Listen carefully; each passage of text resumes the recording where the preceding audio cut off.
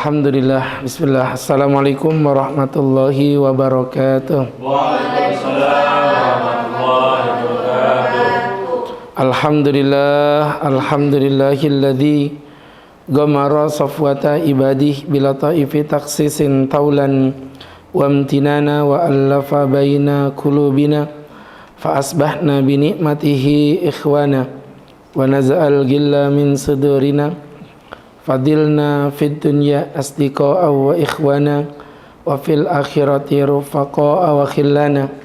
Allahumma salli wa sallim wa barik ala rasulillah sayyidina wa maulana wa habibina Muhammadin wa ala alihi wa sahbihi wa man tabi'ahum bi ihsanin qawlan wa fi'lan wa adlan ila yaumil qiyamah. Yaqulullahu ta'ala fi kitabihil karim wa huwa asdaqul qailin biqaulihi a'udzu billahi minas syaitonir rajim ya ayyuhalladzina amanu taqullaha wa qulu qawlan sadida yuslih lakum a'malakum wa yaghfir lakum dunubakum wa may yuti'illaha wa rasulahu faqad faza fawzan azima. Sahabat-sahabatku, para pecinta Allah yang berbahagia, alhamdulillah di sore yang penuh berkah ini kembali kita dapat berkumpul, bertatap muka, bermuajahah dalam kajian rutin kita di Majelis Taklim Al-Gorengan yang belum selesai-selesai. Iya, sampai saking khusyuknya itu membuat lingkaran mereka. Ya Allah. Kalau nggak kenal sama ownernya, aku tinggal pulang. Iya kan, nggak enak kita sama ownernya ini. Sering nyumbang pondok soalnya. Baik teman-teman yang berbahagia, yang dimuliakan Allah, melanjutkan kajian dari keunikan Nabi Ibrahim. Kalau tidak salah kemarin kita baru dapat berapa, 2 poin ya? Atau 3? 3 poin. Yang pertama adalah beliau sebagai Abaul Anbiya, bapaknya para nabi, dikarenakan beliau memang adalah datuknya nabi, begitu. Ya, ada 19 nabi di bawah Nabi Ibrahim, dan dari 19 itu ada 18 nabi yang menjadi anak turun Nabi Allah Ibrahim, termasuk Kanjeng Nabi Muhammad SAW, nabi tercinta kita juga berada di keturunan Nabi Ibrahim. Hanya saja nabi kita memang agak unik ya, beliau mengambil jalur dari jalur Siti Hajar, dan itu satu-satunya nabi di bawahnya Ismail.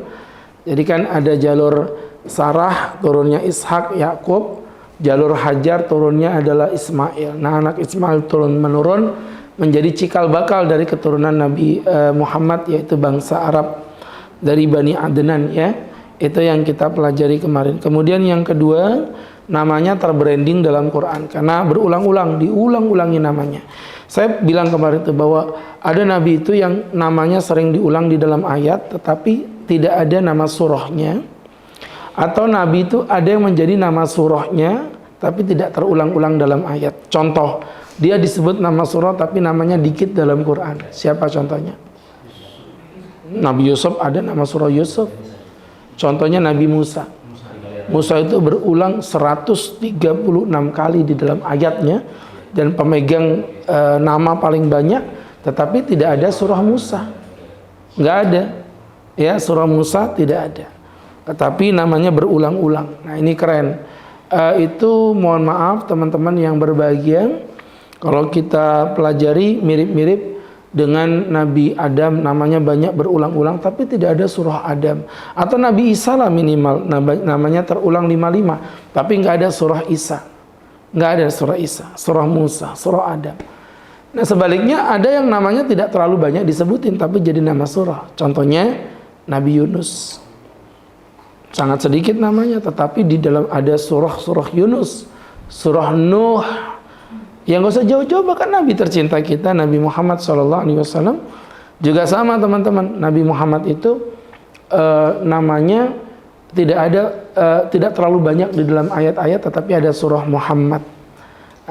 Begitu ya, sehingga jamaah yang dimuliakan Allah, tetapi ada yang menggabungkan kedua-duanya, dan beliau tidak lain dan tidak bukan adalah Nabi Ibrahim, yang namanya dijadikan nama surah, namanya surah Ibrahim, Dan kerennya nama beliau juga nggak sedikit ya, walaupun di bawah Nabi Musa, tapi nggak sedikit, 69 kali namanya terulang di dalam ayat suci Al-Quran Nabi Ibrahim. Ya hitung aja kalau nggak percaya. Ya saya percaya makanya nggak perlu ngitung. Anda percaya aja daripada disuruh ngitung. Ya kan susah amat hidup mah. Kunyah aja gorengan itu ya.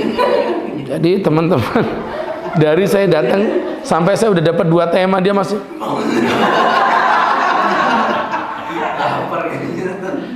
Kalau masih kurang kenyang pakai nasi nggak apa-apa ya. Silakan teman-teman ya. Saya nggak masalah. Ya Allah, baiklah. Ya, biasanya perempuan tuh makannya dikit ya. Kenapa jadi begini ya? Baik. Jadi teman-teman yang dimuliakan Allah, itu tadi yang kedua. Yang ketiga adalah penelaahan terhadap logika yang perfect dan sempurna. Jadi sahabat-sahabatku yang dimuliakan Allah, ya teman-teman yang dimuliakan Allah Subhanahu wa Ta'ala, ini teman-teman kalau kita pelajari logika Ibrahim itu cukup jalan sekali. Setidaknya kalau Ustadz mau ngerekam ada 3 poin yang Ustadz sampaikan. Pertama, ketika beliau mencari Tuhan dengan mengatakan, oh ini bintang Tuhanku karena ini cantik banget. Tapi ketika bintang itu menghilang, dia bilang tidak, aku tidak suka Tuhan yang menghilang. Ya teman-teman yang dimuliakan Allah Subhanahu wa Ta'ala, ini apa ya istilahnya teman-teman yang dirahmati Allah, logika beliau udah jalan. Beliau belum tahu nama Tuhannya Allah, tapi dia tahu kalau sifat hilang, fana, mati, nista itu bukan sifat Tuhan. Dan semua Tuhan yang dituhan-tuhankan, agama apapun pasti berakhir dengan kematian. Semua. Ya teman-teman, mohon maaf, sampai kemarin yang ngaku jadi Tuhan tuh di India siapa? Baba. Sai Baba. Sai Baba ngaku jadi Tuhan, mati juga dia. Ya kan? Iya, namanya Sai Baba, orangnya keribuan. Ya, katanya bisa menutup matahari, bla bla bla dan lain sebagainya. Iya, Anda bisa apa-apa boleh, tapi Anda harus nggak mati. Kalau Tuhan itu nggak boleh mati. Dan semua Tuhan pasti fana. Bapak, teman-teman lihat aja lah. Saya nggak perlu sebut brandingnya, nanti takut tersinggung, ya kan? Teman-teman nanti takut jadi viral kayak pendeta Gilbert, ya kan? Jadi teman-teman, ya teman-teman yang dirahmati Allah Subhanahu wa Ta'ala, ini jadi pembelajaran untuk kita bersama, sahabat-sahabatku yang dimuliakan Allah Subhanahu wa Ta'ala. Di situ Ibrahim bilang, ini bukan Tuhan, bulan juga bukan. Walaupun bulan itu cantik ya, bulan Jamilah ya, teman-teman yang dirahmati Allah, tetap tidak. Nah ketika matahari lebih gede, ternyata matahari juga menghilang. Nggak masuk akal, Tuhan kok bisa menghilang. Itu satu. Kemudian juga ketika beliau berdebat dengan Raja Namrud, ya ketika patungnya dihancurkan semua, disisakan yang paling besar, dan kapak itu digantungkan di leher beliau. Ya, kapak itu digantungkan di leher beliau. Itu juga sama ya. Waktu itu Namrud menuduh Ibrahim, kata Ibrahim, tanya aja sama dia. Dia ada di TKP. Ya kan? Kapal ada di lehernya, kenapa? Kamu takut lawan aku, jar. Aku kan udah tahu. Jadi teman-teman yang dirahmati Allah, kalau aku sih curiganya inya yang besar itu yang menghancurkan. Kata Namrud, mana mungkin batu menghancurkan batu. Nah kalau gitu Tuhan tanya aja sama dia. Nah namanya batu mana bisa menjawab bro. Namanya kan Ibrahim. Gak mungkin lah bro. Nah disitulah teman-teman yang berbahagia, yang dimuliakan Allah. Ibrahim cuma bilang gini, kalau kamu bilang patung tidak mungkin menghancurkan batu, menghancurkan dengan menciptakan lebih rumit mana? Menciptakan. Kalau menghancurkan aja nggak bisa, apalagi menciptakan. Kalau kamu tanya aja dia nggak bisa jawab, apalagi dia menjawab doa-doamu. Begitulah ya, itu namanya bahasa analogi. Sama kayak Ustadz berpesan buat teman-teman yang cewek-cewek, jangan pernah mau dikawinin laki-laki yang nggak korban. Kalau untuk Allah aja dia nggak mau berkorban, apalagi dia berkorban untuk cintamu. Jadi teman-teman yang dirahmati Allah Subhanahu wa Ta'ala, ini tentu menjadi sebuah pembelajaran ya, logika Ibrahim di situ jalan. Dan itu yang ketiga. Yang keempat, beliau dijuluki sebagai uswatun hasanah, setelah Nabi Muhammad. Jadi gini maksud saya, kalau Nabi Muhammad dijuluki sebagai uswatun hasanah, ya Ustaz pikir wajar dong beliau Nabi kita. Kasarannya gini loh, kita tuh nggak bakal kenal Allah kalau bukan karena Nabi Muhammad.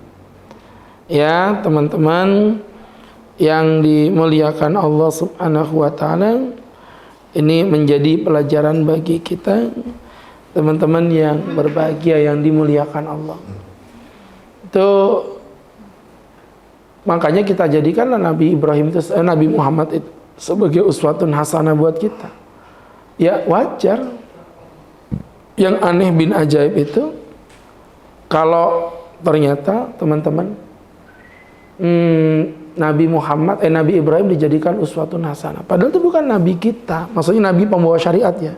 Jadi gini teman-teman, saya kasih tahu aja. Mungkin juga ini sebagai apa ya, sebuah renungan gitu. Kenapa sih kok Nabi-Nabi itu selalu, mohon maaf ya, banyak. Jadi kenapa Nabi itu banyak? Kan kalau logikanya kan kalau memang risalahnya satu dari Allah, ya mestinya nggak usah banyak-banyak lah. Nabi itu satu udah selesai. Jadi kan kayak Yahudi, Kristen, Islam ini kan terjadi karena ada benturan pemahaman terhadap sudut pandang kenabian. Teman-teman, kenapa Nabi itu banyak? Saya kasih tahu antum ya. Nabi itu banyak. Apakah ajarannya sama atau berbeda? Gini saya kasih tahu, nggak akan ada jawabannya. Kenapa Pak Ustadz? Ya karena saya tidak mau menjawab. Gimana saya menjawab? Mulutku penuh dengan kunyahan makanan. Ya kan? Udah datangnya telat, makannya paling banyak. Aku yang datang pertama aja belum punya apa-apa. Jadi teman-teman, saya nggak nyebut siapa orangnya, ya. Kopiahnya coklat. Jadi teman-teman yang berbagi, itu coklat, itu banyak yang coklat Jadi teman-teman, dari apa yang Ustadz sampaikan, teman-teman yang dimuliakan Allah Subhanahu wa Ta'ala, ya berkaitan dengan yang Ustadz jelaskan, gini jawabannya. Maka saya bilang gak ada jawaban itu karena tergantung. Yang dibawa kenabian itu ada dua, ada akidah, ada syariat. Ya, akhlak itu hasilnya aja, efeknya. Tapi yang dibawa ajarannya itu ada dua tadi. Kalau akidahnya gak ada yang beda, para nabi semuanya sama. Akidahnya mengajarkan tauhid, itu clear, nggak terbantahkan lagi teman-teman yang dimuliakan Allah. Al-Anbiya ayat 25. Wa ma arsalna min qablika, hai Muhammad, aku tidak pernah mengutus nabi sebelum engkau. Min rasulin illa, kecuali nuhi ilai, kami wahyukan kepada mereka. Ini tagline-nya ini teman-teman. 25 nabi sama, nggak mungkin beda. Annahu la ilaha illa ana, sesungguhnya tiada Tuhan yang patut disembah kecuali aku. La ilaha illa ana fa'budun, tidak ada Tuhan yang patut disembah kecuali aku, maka sembahlah aku. Aku, bukan kami. Itu namanya ketauhidan, perfect, sempurna. Dan saya menantang kepada semua agama apapun yang bisa membuktikan bahwa 25 nabi ini satu orang saja mengatakan aku adalah Tuhanmu, sembahlah aku. La ilaha illa ana fa'budun, aku adalah Tuhanmu maka sembahlah aku. Ya, kata-kata ini atau kata-kata semisal yang tidak ambigu, kalau ada bisa menunjukkan dalam kitab, mau perjanjian baru, mau perjanjian lama, perjanjian jual beli, perjanjian sewa menyewa, perjanjian mudharabah dan murabahah. Nih, Agus Khairul Huda siap murtad hari ini juga. Ya serius. Saya berani nantang itu karena saya udah searching, saya udah googling, saya pelajarin. Ya, tidak ada satu kata pun dalam kitab Bible menyebutkan Yesus berkata. Yesus berkata loh ya, bukan Paulus, Yesus yang berkata. Ini ketauhidan, mana mungkin ketauhidan itu diwakilkan? Loh, mohon maaf teman-teman, adanya kalian mau belajar sama saya karena saya mengaku, saya berikrar, saya pernah mondok di Yaman. Makanya teman-teman percaya. Kalau saya pulang dari Yaman, diem-diem di rumah gini aja. Ada nggak kira-kira orang yang mau belajar sama saya? Nggak ada. Berarti untuk kita saya harus ngaku dulu dong. Saya pernah belajar di Yaman loh. Maka teman-teman, kalau gitu panggil Ustadz tuh. Ani mau belajar sama Ustadz. Beliau alumni Yaman. Nah begitu kan dari pengakuan baru muncullah sebuah ikrar di diri kalian.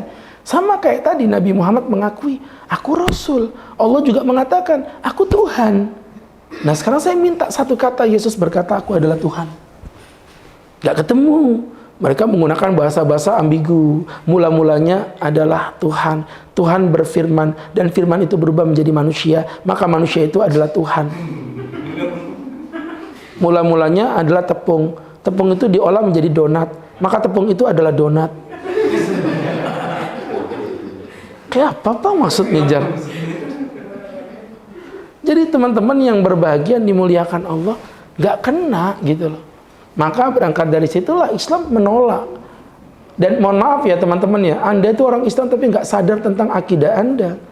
Anda sadar nggak bahwa semua agama itu pasti Tuhannya ganda, pasti. Baik ganda sejenis maupun ganda campuran. Sedangkan orang Islam satu-satunya agama dengan akidah yang mentauhidkan Tuhan. Cari agama lainnya. Makanya ketuhanan yang Maha Esa itu sebenarnya pelesetan dari para ulama untuk menjebak sebenarnya bahwa yang patut disembah itu cuma satu. Nah, cuma mereka kan akhirnya bilang, enggak, 3 tapi 1. Utangmu 3 juta tapi 1 juta. Piye toh ya? Jadi teman-teman nanti kalau ada kepentok nggak bisa jawab, jawabannya gimana mereka bilang? Kamu tidak dibimbing oleh Roh Kudus, makanya kamu tidak bisa paham. Haleluya. Haleluya. Ya saya jawab halilintar. Jadi kalau udah debat dan kalah pasti bahasanya begitu. Ini firman Tuhan, kamu tidak dibimbing Roh Kudus makanya tidak bisa paham. Ya pahamkan aku dong kalau begitu. Agama itu kan diciptakan Tuhan untuk memudahkan otak berpikir. Kenapa anda jadi susah begitu? Makanya Nabi Ibrahim pun mengatakan Tuhan itu Esa. Nah, banyak sekali. Bukan mereka yang memanggil aku Tuhan yang diselamatkan, tetapi mereka memanggil Tuhan Bapa di surga yang akan diselamatkan. Ya, sesungguhnya aku datang bukan atas kehendak diriku, melainkan kehendak Tuhan Bapa yang ada di surga. Banyak sekali kata-kata tauhid di dalam Bible itu masih tersisa, sebagian udah dibuang. Ya, nah itu dalam risalah ketauhidan sama. Dalam risalah syariatnya memang beda-beda. Dengerin, contoh. Boleh nggak Islam memelihara, orang Islam memelihara anjing?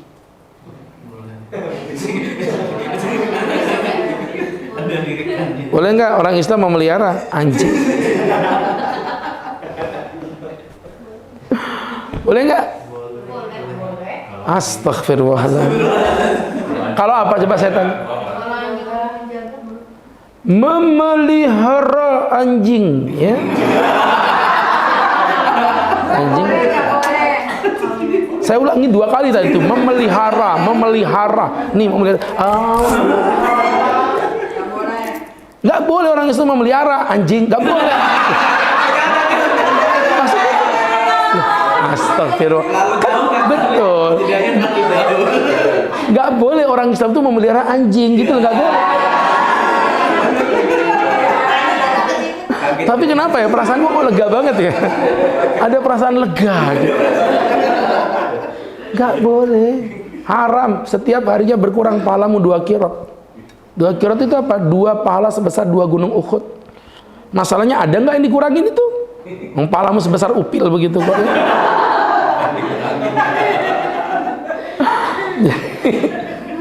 Teman-teman yang dimuliakan Allah Subhanahu wa taala, orang Islam haram memelihara anjing. Kalau tadi anjing penjaga itu bukan peliharaan.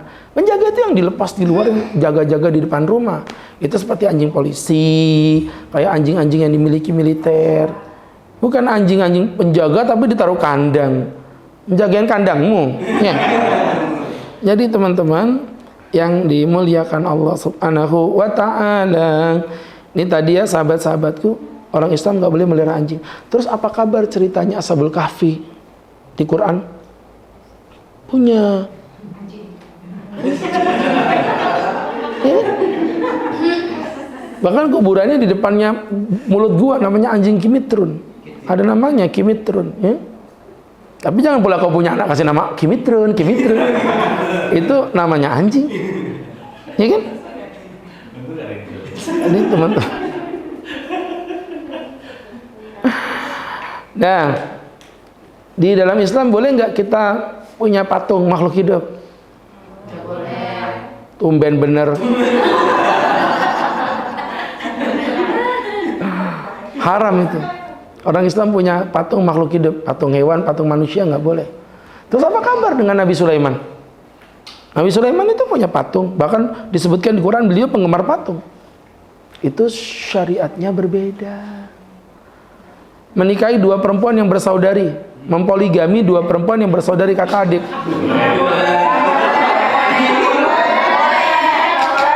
Dia mah jangankan yang bersaudari, orang lain juga nggak boleh. Iya. Untung nyonyanya lagi haji. Jadi teman-teman yang berbahagia, itu kawin poligami di antara dua perempuan yang bersaudari haram hukumnya, kakak adik bersamaan. Kecuali kalau nanti udah kakaknya mati, nikah sama adiknya beda, enggak apa-apa itu. Ya, kayak kemarin ada murid saya itu nikah sama kakaknya kembar, adiknya enggak mau nikah, akhirnya menikah, meninggal dunia kakaknya tadi yang kembar tadi, adiknya nikah sama mantan suami kakaknya. Saya bacain, istri baru rasanya sama tadi, kembar. Ya gitu-gitu juga, nggak jauh-jauh beda juga, ya kan? Speknya juga mirip. Waktu unboxing, ternyata barangnya sama, mau di return nggak bisa, ya. Jadi teman-teman yang berbahagia, apalagi dia COD udah dibuka, mana bisa dikembaliin, bayar. Ya teman-teman yang berbahagia, yang dirahmati Allah Subhanahu wa Ta'ala. Apa kabar Nabi Musa? Nabi Musa itu istrinya dua, bersaudari. Ya kan, nama bapaknya ditawarin, kalau mau kamu bantu aku di kebun 7 tahun, kunikahkan dengan salah satu putriku. Kalau 10 tahun, kunikahkan dengan dua-duanya. Nabi Musa ambil paket combo. Ya kan? Buy one, get two. Begitu, teman-teman yang dimuliakan Allah. Ya itu semua syariatnya berbeda. Nah, harusnya antara Nabi Muhammad dengan Ibrahim itu kan jauh banget. Harusnya beda dong syariatnya. Tapi ternyata ini unik. Selain Nabi Ibrahim itu tidak ada yang syariatnya kita wajib ikutin, tidak ada. Ibrahim wajib. Tapi kita kan umat Nabi Muhammad, kenapa ngikutin Ibrahim? Masalahnya Nabi Muhammad disuruh ngikutin Nabi Ibrahim. Kita kan disuruh ngikutin Nabi Muhammad, tapi Nabi Muhammad disuruh ngikut Ibrahim. Itu sama aja kayak kita ngikut Ibrahim. Tsumma auhayna ilaika an tabi' millata Ibrahim hanifah, dan kami wahyukan kepada engkau Muhammad untuk mengikuti ajaran Nabi Ibrahim yang suci. Ya, untuk mengikuti ajaran Nabi Ibrahim yang suci. Berarti, mohon maaf, khitan cari di Quran, tidak ada. Tidak ada di Quran itu khitan. Yang ada, itu ajaran Nabi Ibrahim yang suci. Ajaran kurban itu dari Ibrahim juga. Ajaran haji Ibrahim juga. Nah itu Ka'bah yang kau sembah-sembah itu arahnya ya, itu juga buatan Nabi Ibrahim. Sa'i yang kau kelilingi Safa Marwah itu gara-gara Bunda Hajar istrinya Nabi Ibrahim. Kurban itu gara-gara sebocil kecil bernama Ismail anaknya Nabi Ibrahim. Jadi nggak bakal lepas kita dari Ibrahim. Bahkan kau sholat tidak akan bisa kau sholat tanpa menyebut nama Nabi Ibrahim. Kama sholaita ala Ibrahim wa ala ali Ibrahim fil alamina innaka hamidum majid. Baik, itu keren. Kemudian yang kelima teman-teman, beliau adalah pembawa ajaran taslimiyah. Beliau adalah pembawa ajaran taslimiyah. Ajaran taslimiyah.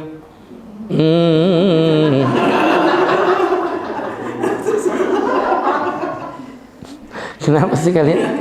Kalian pikir saya nyanyi? Lagi nyari halamannya belum keluar. Jadi Ustadz digital gini nih, jaringannya lelet di sini ya. Yang ruang bawah tanah. Jadi itu, betul kan? Ini di bawahnya tanah kan? Jadi teman-teman yang berbahagia, itu tadi ya, teman-teman yang dirahmati Allah Subhanahu wa ta'ala. Jadi yang kelima tadi pembawa ajaran apa tadi? Taslimiyah. Apa taslimiyah? Itu berasal dari kata taslim. Taslim itu pasrah. Kenapa disebut pasrah? Ya pasrah. Mau apapun yang diperintahkan Allah, enak nggak enak ikutin. Saya menemukan setidaknya dalam sejarah itu 4 poin ya. Yang pertama ketika Ibrahim dibakar hidup-hidup. Qulna ya naru kuni bardan wa salaman ala Ibrahim. Kuni, hai api, jadilah engkau bardan wa salaman, jadilah engkau dingin dan keselamatan. Ala Ibrahim, jadi kepada Nabi Allah Ibrahim. Jadi Allah tidak menafikan sifatnya api, bahwa api akan tetap panas panjang masa, itu udah takdirnya Allah. Tapi khusus untuk Ibrahim jadi dingin ya. Mohon maaf. Anda mungkin akan bilang, wih, aku kalau jadi Ibrahim gitu percaya juga lah Tat, walaupun bertabrakan logika. Kan dia ngomong Allah. Aku tendang memang mukamu baru tahu rasa. Yakin Tat. Ya gini aja. Allah bilang yamhaqullahu riba wa yurbis sadaqat. Allah memiskinkan riba dan mengayakan sedekah. Logika kita berkata sedekah duit kita berkurang. Kalau kita riba duit kita makin banyak. Sekarang saya tanya, lebih banyak mana? Nasabahnya bank konven atau bank syariah? Lebih banyak mana nasabahnya Sinarmas atau Sahdina Land?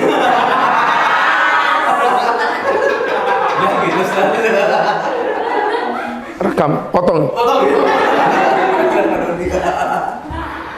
Jadi teman-teman yang berbahagia ngakunya Islam, dibilangin riba haram malah dikerjain, dibilangin sedekah berkah malah ditinggalin. Karena bertabrakan logika, sama kayak tadi Allah bilang, api itu dingin, es itu panas, gitulah. Api itu dingin, es itu panas. Teman-teman yang berbahagia, di situ ujiannya datang. Ya, Anda mau percaya Allah atau percaya dengan logika Anda? Udah gini aja. Orang Sahdina sudah menuntaskan penjualan seluruh proyek proyek Ummah. Sahdina Land sudah tuntas semuanya. Akhirnya keputusan dari manajemen, bisa disebutin namanya, inisialnya Mas Dodi. Pak Ustadz, aku mau ngadain traveling buat semua karyawan, kita jalan-jalan ke Malang. Yang ada rumah sakit umum. Oh, Gunung Malang.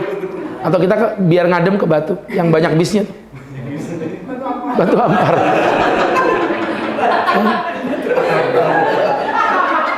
Akhirnya kalian pun traveling kan. Wih, namanya mbak-mbak, emak-emak kalau nggak bawa HP kan nggak asik tuh. Hey guys. Nggak terasa belakangnya jurang jatuh. Tolong. Namanya orang jatuh kan sekenang-kenangnya dapat ranting pohon. Tep, udah gantungnya. Gantung di ini. Danga ternyata curam begini posisinya. Kalau gini kan bisa dipanjat. Ini gini nih. Gak mungkin kalian manjat posisi begini. Nunduk ke bawah, ternyata di bawah adalah samudra dengan gelombang yang mematikan. Bagaikan kabut di negeri dongeng. Gantung gini, kakimu kena angin semilir. Ada. Jadi nyawamu cuma ada di sini. Mau bertahan berapa lama ini? Ya Allah, tolong aku ya Allah. Kata Allah, ya aku tolong kamu. Tapi syaratnya satu, apapun ya Allah. Benar. Dalam hitungan ketiga, lepaskan tanganmu dari ranting pohon. Jujur sama Ustaz. Reaksimu gimana? Umai. Bujur pian ya Allah. Jangan bercanda, Pak. Kata Allah, lepaskan. Kalian nggak bakal mau lepas, karena otakmu menuntut gini, pertolongan itu datang burung yang besar kayak di Indosiar. Kuak. Saya ketemu sama yang naik burung raksasa itu, namanya Mbak Email ya, dulu di Balikpapan tinggal sini. Saya tanya, Neng, ada apa Tat? Itu kayak apa kalau rasanya naik burung besar? Apaan Tat? Itu kayak model gentong itu loh Tat, saya naikin begini. Terus semuanya kain hijau semuanya. Oh, jadi kau udah naik burung beneran? Ya enggak lah, gila pas naik burung kayak begitu. Ya teman-teman yang berbahagia, yang dimuliakan Allah, terbang. Mestinya begitu. Tapi Allah nyuruh kalian lepas dari ranting itu. Matilah kita. Padahal kalau kalian mau ngelepas ranting itu dalam hitungan 10 detik ke depan, itu ada kapal Titanic yang berjalan tepat di bawah kalian. Dan kalian jatuh tepat di pucuk bagian depan. Ya kan? Teman-teman yang dirahmati Allah, kalian buka mata pelan-pelan. Ada Ricardo dari jadi teman-teman. Ya Allah. Maunya Allah gitu, tapi kalian punya mau yang kalian juga maunya nggak jelas. Lagi, Ibrahim disuruh khitan dalam kondisi belum ada medis. Jangankan medis, besi belum dimanfaatkan secara optimal di zaman Ibrahim. Jaraknya jauh banget. Besi itu optimal di zaman Nabi Daud. Sebelum Nabi Daud, besi itu nggak dipakai secara serius. Jadi Ibrahim itu motongnya bukan pakai pisau terbuat dari besi, tapi pisau yang terbuat dari batu yang dilancipkan.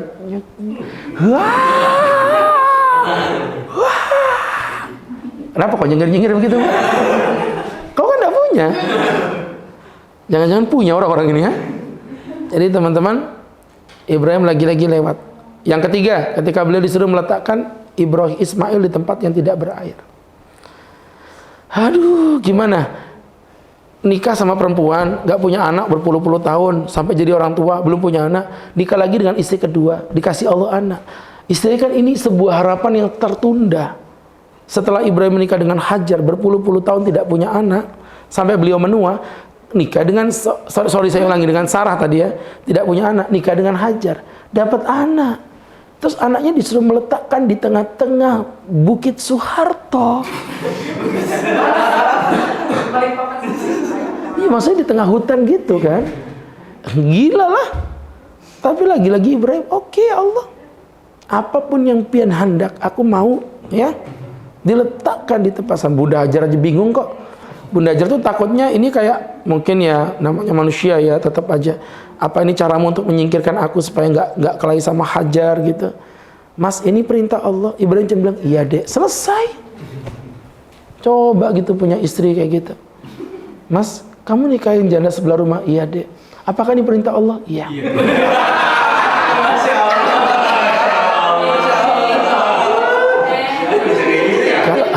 Kalau ini perintah Allah bang, aku dukung bang.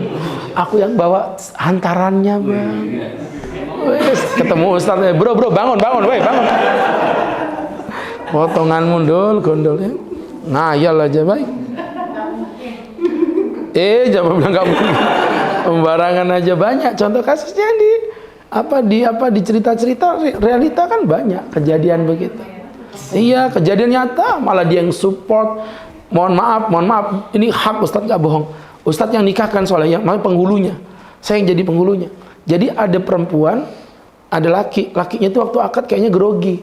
Ada perempuan sampingnya itu, dilapin gini keringatnya. Pikir saya kan mbaknya. Saya bilang, ya Allah saudaranya, mbaknya ya, kok sayang banget gitu sampai dilapin keringatnya.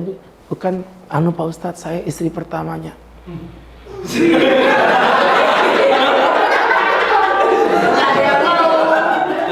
Kayak apa caranya? Bagi dong. Pelet apa yang kau gunakan ke sana? Ya.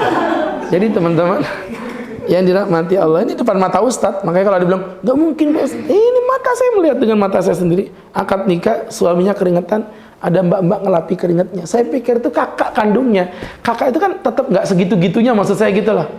Ternyata istrinya. Dan mohon maaf ya, kalau sudah nikah resmi, kan Ustadz penghulu resmi kan. Kalau udah nikah resmi, itu prosesnya panjang. Si istri itu sidang dulu untuk mengizinkan suaminya kawin lagi. Disidang sama pengadilan.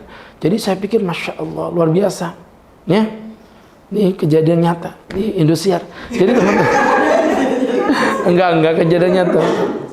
Yang keempat adalah Ibrahim diperintahkan menyembelih anaknya. Lagi-lagi beliau nurut. Ya. Teman-teman yang dimuliakan Allah Subhanahu wa taala. Ini berkaitan dengan yang Ustadz sampaikan tadi ya, teman-teman. Mudah-mudahan bisa menjadi inspirasi untuk kita lebih mencintai Ibrahim alaihissalam. Tafadhol jamaah. Buat yang mau bertanya silakan. Sebentar ya, saya cek tanggalnya. Kita itu kan ketemu lagi insyaallah di tanggal 10 masih ada. Tanggal 10 insyaallah nanti temanya kurban. Ya, tanggal 10 itu temanya kurban. Tanggal 24 setelah kurban nanti kita cari tema yang lain. Baik, tafadhol jamaah yang mau bertanya. Silakan.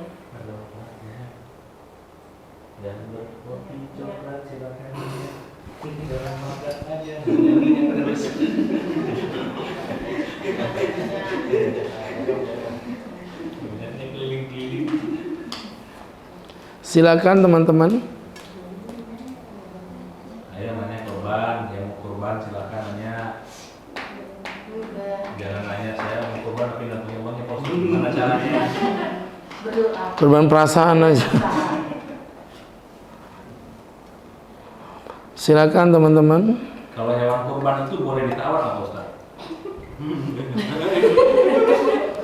Ada yang bilang kalau beli hewan kurban itu nggak boleh ditawar. Itu adalah merupakan pendapatnya atau mazhab dari imam pedagang kurban.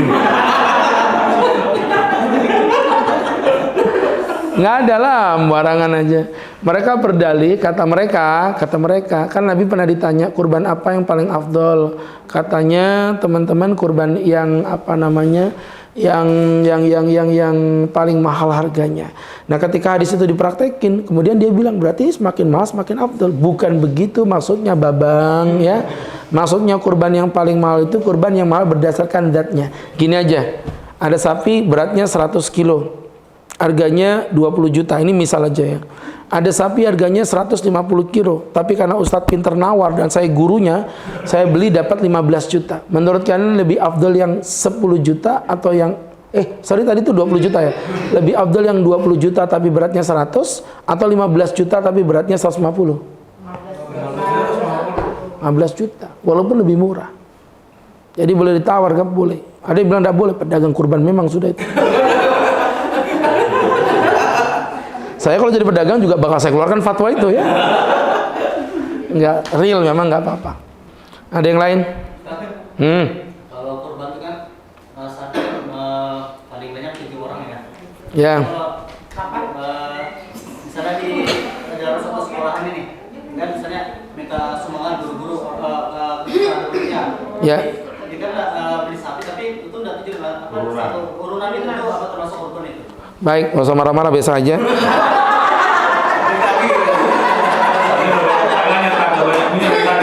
Soalnya mau sumbangan Ustaz. Ini belum jawab, aku nih belum jawab. Masih mingkem ini. Udah di debat-debat, udahlah nggak usah banyak gaya. Kan saya mau menjawab nih, ceritanya begini, maksudnya. Ya, begitu ya. Orang Betawi, itu orang Betawi kalau ngomong jadi gitu ya. Baik. Teman-teman yang dirahmati Allah Subhanahu wa taala, berkaitan dengan sapi maksimal 7. Kalau yang dilakukan di sekolah-sekolah, satu sapi untuk 200 anak, itu namanya belajar hewan kurban. Nggak apa-apa, nggak dosa. Cuman itu bukan kurban, itu namanya belajar. Ya, nggak apa-apa, tak boleh. Jatuhnya apa? Sedekah. Tetap dapat pahala, tapi pahalanya bukan pahala kurban. Ya, teman-teman yang dimuliakan Allah Subhanahu wa taala. Nggak masalah. Maksudnya sapi.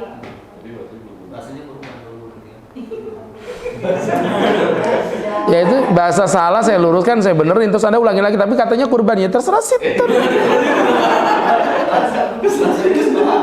Iya, saya kasih tahu, saya ini ngasih tahu bahwa itu bukan kurban, karena sapi itu maksimal 7, tidak boleh lebih dari 7. Kalau lebih dari 7 dipaksakan, ya berarti bukan haram, boleh, tapi itu bukan kurban, itu namanya sedekah. Gitu, sama aja kayak kurban pakai duit misalnya. Emang haram tak? Ya enggak lah. Kurban pakai duit ya halal, tapi itu bukan kurban. Itu namanya sedekah. Jadi kalau ada yang menamakan kurban, ya diluruskan aja, sampaikan. Maaf Bu, ini bukan kurban, belajar kurban. Boleh. Kalau satu sapi dikurbankan untuk anak 200, kasihan sapinya. Dinaikin anak 200. Anak SD lagi mana bisa diem, dicabutin bulunya satu-satu. Konyol memang itu sapinya. Nanti bab kurban ada sendiri ya, tenang ya. Akan saya jelaskan di saatnya insya Allah nanti 2 pekan ke depan dengan izin Allah. Silakan kalau ada yang mau bertanya. Selain kurban.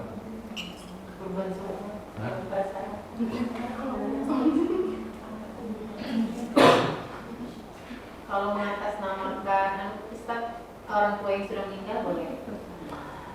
Jadi kalau masalah boleh atau tidak boleh, pasti boleh. Ulama sepakat, nggak ada khilaf. Yang menjadi perbedaan tuh nyampe nggak pahalanya, itu aja. Kalau yang mengatakan pahalanya nyampe ya berarti pahalanya sampai. Kalau yang mengatakan tidak berarti kembali pahalanya kepada yang berkorban. Jadi pahalanya kembali. Jadi artinya kalau bolehnya pasti boleh, nggak ada khilaf lah. Orang bersedekah kok, ya kan berkorban kok begitu. Boleh, dan pendapat yang lebih roji adalah pendapat yang mengatakan boleh.